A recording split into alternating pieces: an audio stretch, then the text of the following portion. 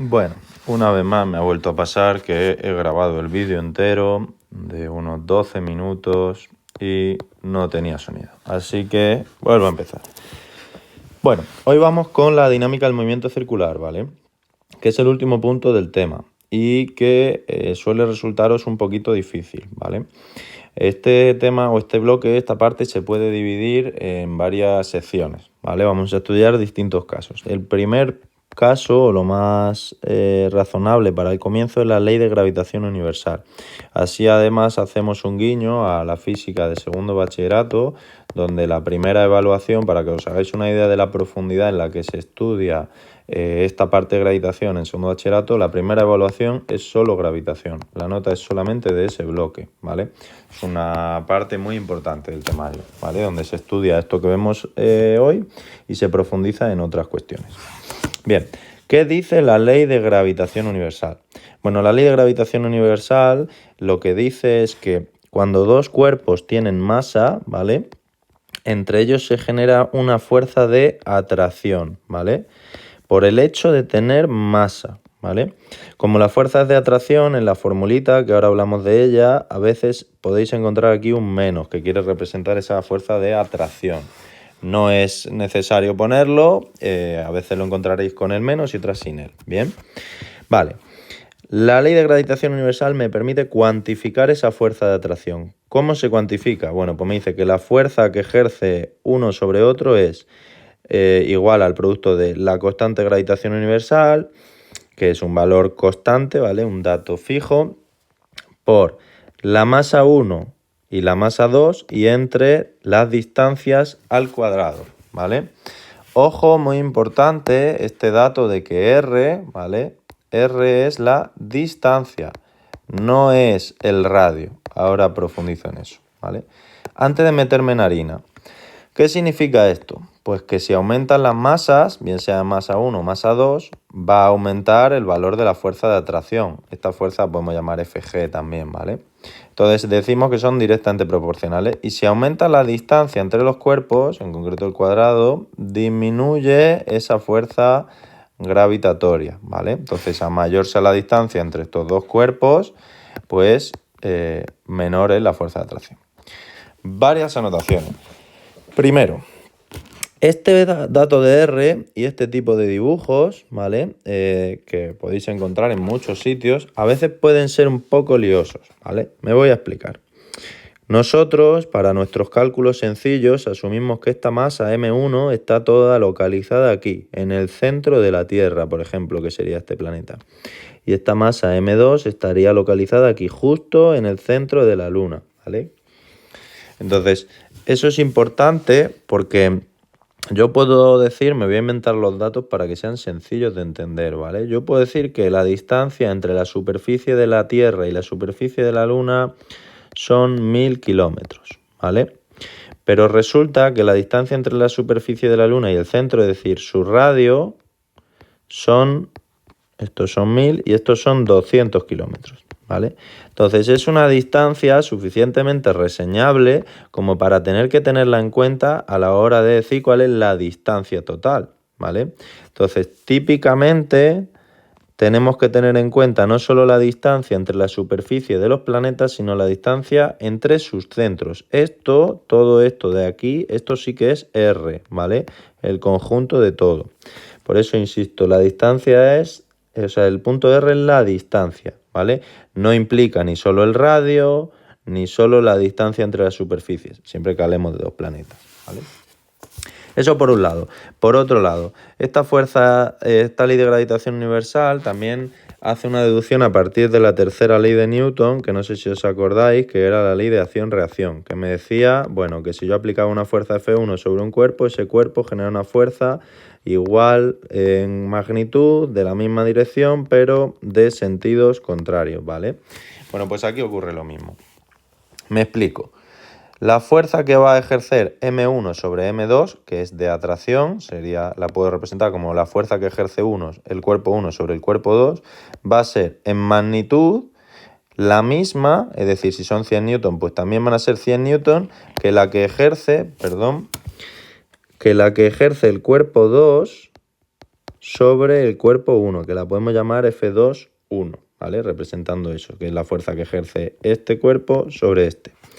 Entonces, estas fuerzas, insisto, son de la misma magnitud, de la misma dirección, porque van las dos en el mismo eje, pero de sentidos contrarios, ¿vale? Entonces, eso es una cosa que hay que tener en cuenta. Bien, estos son conceptos todos puros de gravitación. Vamos a profundizar ahora un poquito en eso. Nosotros típicamente hemos llamado a la fuerza gravitatoria peso. Y efectivamente, son lo mismo. Lo que pasa es que para nosotros el peso es una cosa más sencillita, que es la masa por la gravedad. Lo hemos usado mucho últimamente. Bueno, pues la fuerza gravitatoria sigue siendo lo mismo, ¿vale? La constante de gravitación universal por la masa de un cuerpo, por la masa del otro. Aquí, igual que poníamos antes M1 y M2, pues pongo M por M' para que veáis distintas maneras de verlo, ¿vale? Y dividido entre el cuadrado de las distancias. Total, que yo puedo decir que la fuerza gravitatoria es la fuerza peso, ¿vale? Entonces, ¿de dónde sale esta relación? Bueno, pues sale de la definición de G, de la aceleración de la gravedad. Si yo despejo matemáticamente G, aquí me sale un despeje muy sencillo, ¿vale? Donde esta masa se me va. Y puedo decir que la gravedad, ¿vale? Es igual a M, que en este caso pues sería M', con la notación que tenemos aquí, ¿vale? M' por la constante de gravitación universal entre el radio al cuadrado. ¿Qué tiene que ver esto con el valor típico que tenemos nosotros de 9,8 metros segundo al cuadrado? Que es el que hemos usado, que es la gravedad en la superficie de la Tierra, ¿no? Bueno, pues tiene mucho que ver. Si yo meto aquí, si yo soy fulanito, ¿vale? Y fulanito, esto es la Tierra, este es el centro de la Tierra, esta es la distancia, el radio de la Tierra, y yo soy fulanito que está aquí en la superficie de la Tierra. Si yo estudio la fuerza gravitatoria con la que me atrae la Tierra, ¿vale? Esa fuerza va a ser el peso, ¿vale? Y voy a estar a una distancia r. Y la Tierra tiene una masa, ¿vale? Si yo entiendo o tomo la masa de la Tierra y el radio de la Tierra como datos matemáticos que se conocen y los sustituyo aquí, eso me dan un valor aproximado de 9,81 metros segundo cuadrado. De ahí viene ese valor de la aceleración de la gravedad, ¿vale? ¿Qué significa esto? Que es interesante para nosotros. Bueno, porque si a mí me dijeran que estoy en otro planeta con otra masa y que tiene otro radio, puedo perfectamente conocer la gravedad, la aceleración de la gravedad en ese planeta, ¿vale? Entonces, bueno, me permite conocer más cosas. Bien, hasta aquí todo lo que os he contado es gravitación pura y dura, ¿vale? Conceptos base de la gravitación. Ahora, ¿cómo enlazamos esto con la dinámica del movimiento circular? Bueno, pues muy fácil. Vamos a entender primero una cosa. Nosotros hasta ahora hemos estudiado el movimiento circular de manera cinemática o pensando en la cinemática. Y si os acordáis, la cinemática estudiaba el movimiento, pero no decía nada de las causas, que por qué había esos movimientos. Vamos a estudiar ahora cuáles son las causas de ese movimiento, qué es lo que mantiene ese movimiento circular, ¿vale? Si os acordáis, en un movimiento circular, he hecho aquí este pequeño dibujito para ejemplificarlo, yo necesitaba tener una aceleración que fuese hacia el centro del movimiento, ¿verdad? Que esa aceleración la llamamos típicamente aceleración centrípeta o aceleración normal, ¿vale? Esa aceleración siempre estaba dirigida hacia el centro del movimiento. En función del punto en el que yo estuviera, pues está en un sitio o en otro, ¿vale? Bien, pues esa aceleración nosotros hemos estudiado en este tema, estudiando la segunda ley de Newton, que cuando se genera en un cuerpo una aceleración es porque hay un sumatorio de fuerzas que está generando esa aceleración. Si os acordáis, decíamos, generalizando y simplificando mucho, yendo mucho al grano, que el sumatorio de las fuerzas era igual a la masa por la aceleración. Aquí podríamos poner vectores, ¿vale? Bueno, no me quiero enrollar con eso. Lo que quiero que entendáis es que si se aplica una fuerza, se genera una aceleración, o por lo menos que lo recordéis. Y al mismo tiempo, o de manera inversa, si hay una aceleración sobre un cuerpo es porque está ejerciéndose una fuerza, ¿vale? En el tema anterior, insisto, estudiamos la cinemática, nos daba igual la fuerza de donde viniera. Ahora sí nos importa de dónde viene o sea, nos daba igual la fuerza, nos daba igual de dónde viniera la aceleración. Ahora sí nos importa. ¿Por qué? Bueno, pues porque resulta que esta aceleración va a venir de una fuerza que venga hacia acá, que esté generando esa aceleración. Esa fuerza que genera aceleración centrípeta la podemos llamar típicamente fuerza centrípeta, que vamos a definir, bueno, pues como la masa por la aceleración centrípeta, si simplificamos mucho, ¿vale? Vamos a recapitular un poco. Entonces tengo un cuerpo que gira, ¿vale? ¿Por qué estoy hablando de esto, a todo esto? Bueno, pues vosotros sabéis que, por ejemplo, se dice que típicamente los planetas giran alrededor del Sol, ¿no? Las órbitas no son totalmente circulares, sino que son elípticas, pero nosotros vamos a simplificarlo. Es decir, esto tendría un achatamiento, ¿vale? Que yo no sé bien dibujar aquí, pero este cacharrito lo hace bien. Esto tendría un cierto achatamiento, la órbita no es circular del todo, sino que es elíptica. Eso significa que en realidad yo tengo un radio más grande que el otro, ¿vale? Aquí tendríamos dos cosas que son el afelio, el perihelio. Bueno, esto, si el año que viene estudiáis física, ya lo estudiaremos con más detalle. Pero bueno, el caso es que estoy estudiando, o puedo plantear el estudio del movimiento, esto que he dicho hasta ahora, ¿vale? De la fuerza centrípeta y igual a la masa por la aceleración centrípeta. Esto es válido para cualquier cuerpo que esté en un movimiento circular. Esa es la base del movimiento, de la dinámica del movimiento circular.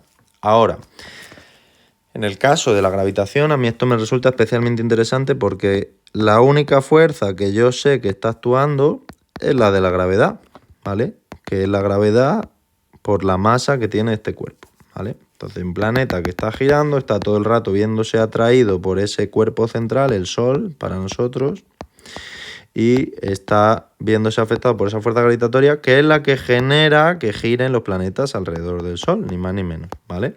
Entonces, esa fuerza gravitatoria está generando, insisto, una aceleración centrípeta. Por tanto, yo puedo decir que la fuerza gravitatoria es igual a la fuerza centrípeta, que va a ser la masa por esa aceleración centrípeta. Aceleración centrípeta que es la misma que la aceleración normal, ¿vale? Que la podemos llamar como queráis. Bien, entonces, ¿para qué me sirve a mí esto? Bueno, pues me sirve para relacionar cosas como nos suele interesar a nosotros. Si yo empiezo a sustituir datos, la fuerza gravitatoria era G por la masa 1 por la masa 2 entre el cuadrado de las distancias. Y la masa, y la fuerza centrípeta, perdón, era la masa por la aceleración, era la masa, bueno, problemas del directo. La fuerza centrípeta era la masa por la aceleración centrípeta, donde la aceleración centrípeta, si os acordáis, yo la podía sustituir perfectamente como v cuadrado por r, partido de r.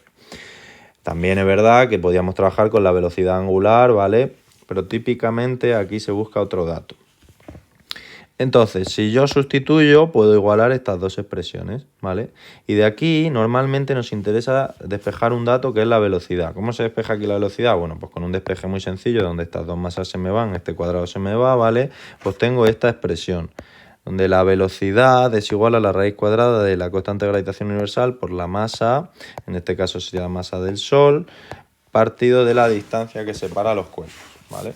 Esta velocidad es la velocidad que llamamos velocidad orbital. ¿Qué velocidad es esa? Bueno, pues representa que si yo tengo aquí mi planeta, que insisto, está viéndose atraído por una fuerza gravitatoria, se está moviendo y su velocidad lineal, acordaos, que era siempre tangente al movimiento. Entonces, esa es esa velocidad orbital, ¿vale? En cada punto, esa es la velocidad orbital a nivel vectorial, ¿vale?